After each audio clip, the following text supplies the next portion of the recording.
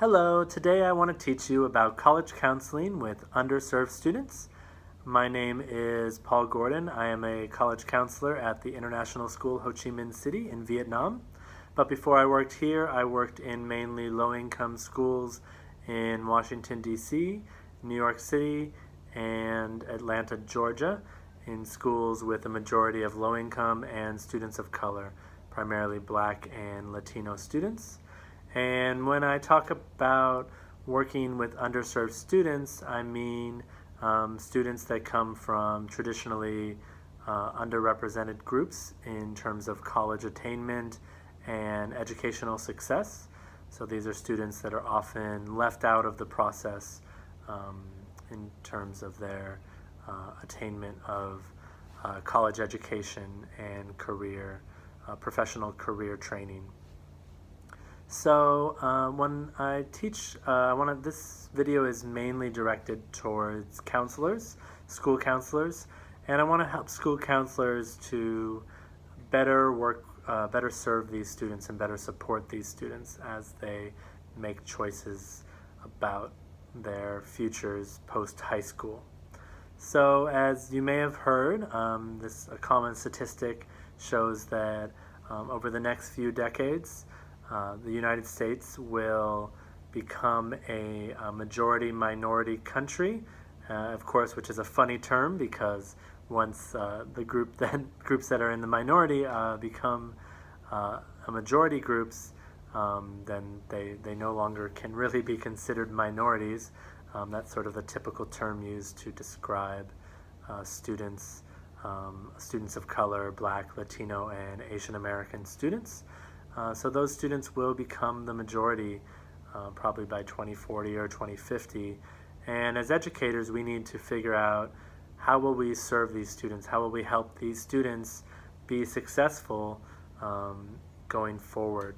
It's our responsibility as educators, as counselors, to help these students, to help all students.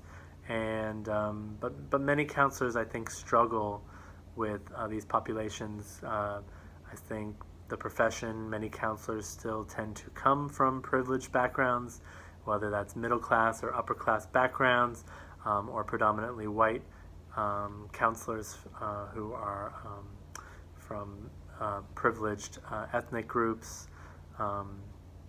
So they often, don't know how do I help these students, how do I work with these students. They may not have had as much direct experience with these underserved populations. So the first thing to know, in my experience working with students, low income and students of color, is that they have the same educational aspirations as do their more privileged peers. So students of color, low income students, they want to go to college, they want to graduate from college, they want to attain bachelor's degrees or higher, they want to go on to successful professional careers. They want all of those same levels of achievement and attainment as their white and more privileged, higher income peers. So why are they not achieving at these levels? One explanation is that they tend to come from low-income households, where their parents may be struggling to support them financially, parents who may be working multiple jobs to support the family and may not be home a lot or able to come into school on a regular basis. Students of color and low-income students are also more likely to attend schools with a majority of low-income students. So these students are not exposed to the same privileges and opportunities as their more as white and higher income students, because all of their peers are also in the same position, and they're in these schools with majority low-income students, and those are also schools that tend to be under-resourced, so they don't have the same advantages. They don't have highly trained teachers. They don't often have the same high expectations that you'll see at schools with a majority of high income or white students. Their parental involvement may also be quite low, so they don't have the same support in going to university.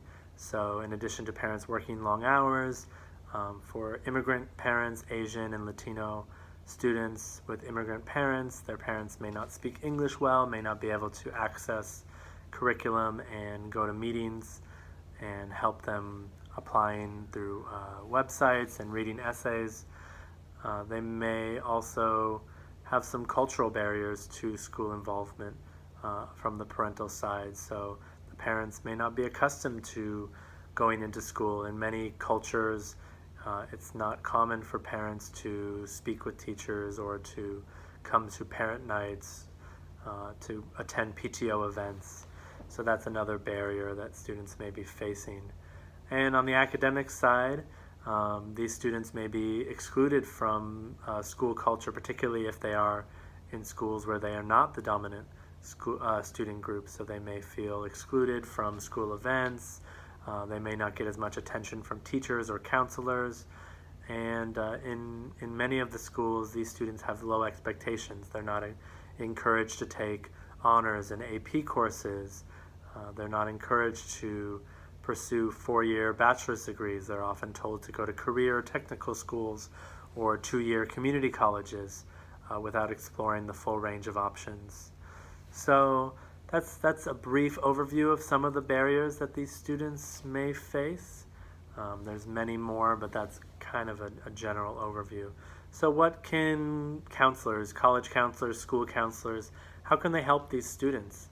One thing that I find is that school counselors tend to put a lot of work into planning events, publicizing their services, putting out there that they offer counseling and college counseling, planning parent nights and financial aid nights and all of these great, wonderful events. And when it turns out, when the event happens or the students come to see them individually, it tends to be the same students in many cases. So those high-achieving students, those highly motivated students, the students who already are very aware, very educated about the process of applying to college. And, sometimes we shake our heads and say, well, I tried, I advertised my event, and, those parents and those students just didn't come. And by those parents or students, they're often referring to underserved students, students of color, low-income students, who oftentimes are not as highly involved with school events and school activities and parent evenings. So one thing that I can recommend that counselors do from the start is talk to your students, talk to your parents, ask them what kind of events would they like to see? Why do they have trouble attending events designed for parents and students? Is it because they don't know about them? Is it because they're afraid to come because they don't know what to expect, or they feel like they won't, they'll be isolated or left out of the conversation? Is it because they're working in the evenings, so some parents may not be able to attend these events? Is there language barriers? So many of our events typically tend to be in English. So if parents don't speak English well, they typically won't come to those events because they don't feel comfortable. So something that I've done in schools, one thing that seems obvious but it's hard to do, and oftentimes we don't do it enough as counselors, have special events for parents that speak other languages. So have a Hispanic parent night where the primary language spoken is Spanish. So you may need to get a parent liaison at your school involved, a translator, somebody, maybe a parent that's already involved with the school who can help plan or speak at that event. There should be some resource in your school district or your school that can allow you to have events in Spanish, and you need to advertise those events in Spanish and advertise them through avenues that parents, Hispanic parents, would read and see. So perhaps sending flyers home isn't something, or emails isn't something that those parents may see, but maybe a text message, maybe some kind of advertisement in a local community group might help get more of those parents in.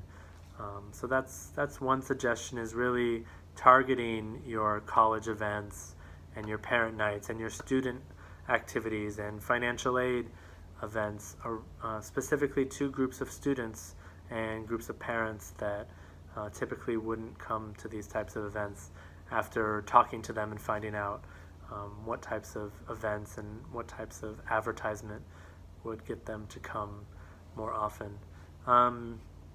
You can also help start culturally relevant clubs at your school, or speak to students through those cultural clubs. So maybe there's a Black student union, or a Hispanic student union, or an Asian student group at your school, and you may be able to partner with those groups to do more outreach. Another thing is to really encourage high expectations for these groups of students. Many students shy away from their school counselor because in the past maybe they've been discouraged or felt like their counselor didn't support them.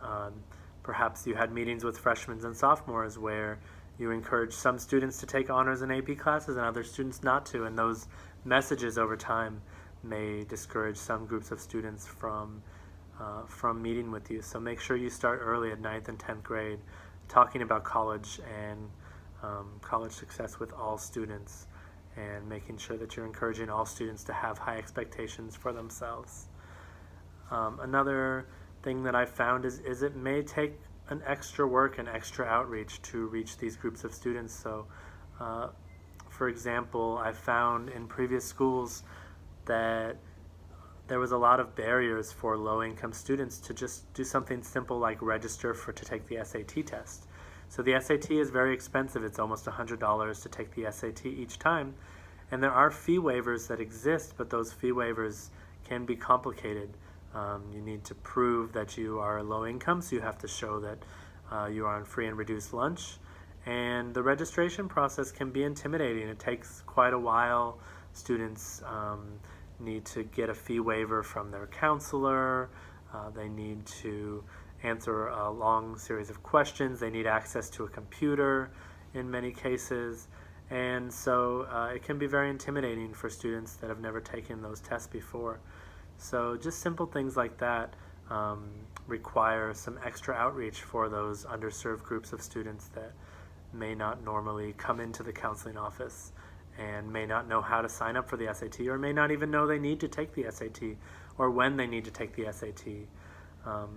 So in many cases, you need to target groups of students. So you may ask teachers to recommend to you groups of students. You may need to pull them out of class at different times to have information sessions, or registration for SAT, or registration for FAFSA, and all of those things to get those students to help sign up for those types of activities. Many counselors work at very large schools, and it's very overwhelming to try to serve all of those students and work one-on-one with each of your students, particularly those students that need extra attention and extra help. So you may need to pull in other resources. You may need to ask for volunteers to help at an event where you're doing SAT registration or FAFSA or college application. Have a college application day where you get volunteers from the community to help students fill out their applications and help give students advice on where to apply and how to apply. So those are all types of things. You might look into community groups, church groups, any kind of groups that serve low-income students in your community already. What's another thing that's really important is to engage the families in those one-on-one meetings and in the process of helping their students apply. So I encourage students to invite their parents in to the school for those 11th grade planning conferences that you may do with students, because without parent involvement, many students may not get to that level of attainment of university because their parents need to help them with the financial aspect. They may have reservations about leaving home at all. They may be helping their parents, supporting them financially, supporting their brothers or sisters, and for them it may be a big step to go away for college, and the parents need to be part of those conversations. So one final point that I want to make is that working with underserved students in your schools, you're going to need to do a little bit of research first and set some goals for yourself to be able to increase the involvement of underserved students and parents with the college planning and application process. So one way to do this is to collect data. You can look for existing sources of data in your school around student achievement by race, ethnicity, income, and see where the gaps are at your school. Perhaps you might find that particular groups are experiencing much lower achievement and college attainment than other groups. So you may find, for example, that black male students are the group that has the lowest achievement levels, lowest levels of honors and AP courses, lowest levels of four-year college attendance at your school. And from that data that you collect, or if you need to collect it yourself, you may administer surveys throughout your school to collect further data. And from that data, you want to set yourself a measurable goal that you can use to show that you are making improvements in your school. And one way to do this is to take the data. Say you find that only 20% of low-income Hispanic students at your school are applying to four-year universities.